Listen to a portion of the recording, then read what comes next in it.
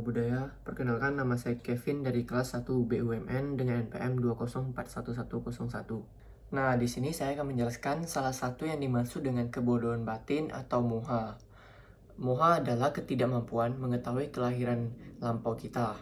Namun, bagaimana kita bisa mengetahui kelahiran kembali dari diri kita? Jangankan mengetahui, percayakan kelahiran kembali saja bukan milik semua orang. Sebenarnya, ada 4 cara kita bisa mengetahui tentang kelahiran kembali.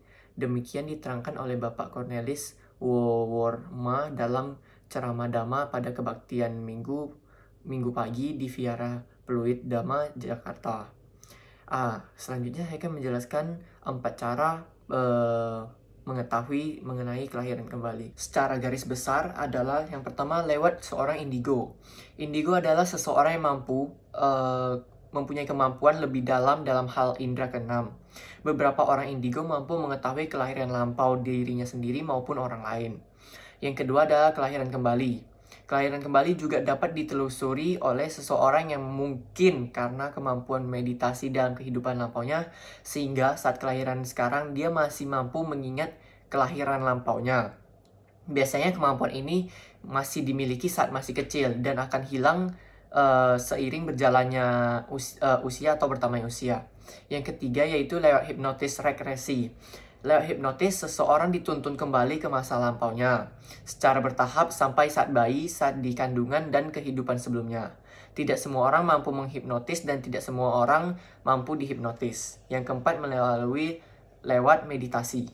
Tentu, cara ini tidak perlu dijelaskan kembali.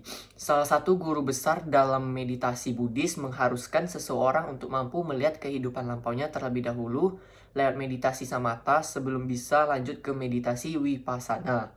Selanjutnya, mungkin metode tersebut melihat dengan kemampuan mengetahui kelahiran kembali akan lebih mudah bagi meditator tersebut untuk menembus proses anicca, dukkha, dan anatta.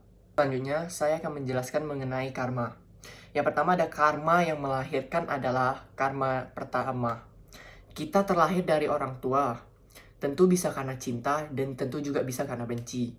Karena karma ini menarik mereka yang cinta dan sekaligus juga benci. Cinta dan benci saling mencari. Cinta adalah mencari untuk mendekat. Benci dicari untuk menjauhi. Tetapi dalam teknik karma ini, cinta dan benci akhirnya selalu mendekatkan. Karma yang melahirkan mengikuti dengan karma yang mendukung. Contohnya seperti terlahir di keluarga yang bagus dan terakhir di keluarga yang kurang bagus dengan penampilan yang tidak menarik, ini adalah karmani. Tetapi selain ada karma melahirkan, ada juga karma mendukung dan juga ada yang namanya karma mengurangi. Misalnya, kita lahir di keluarga yang bagus, penampilan bagus, pengetahuan dhamma yang bagus, tetapi ada karma yang mengurangi. Dan itu adalah contohnya seperti perilaku yang buruk.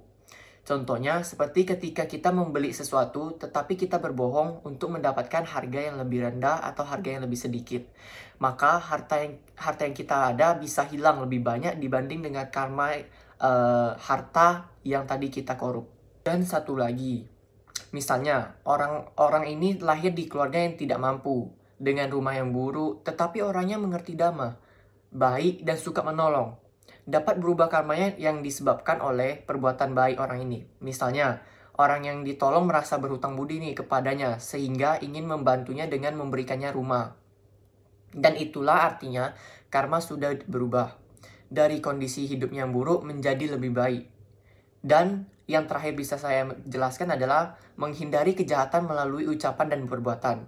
Itu lebih mudah dibanding menghindari kejahatan melalui pikiran di Dhammapada. Pikiran pelopor segalanya.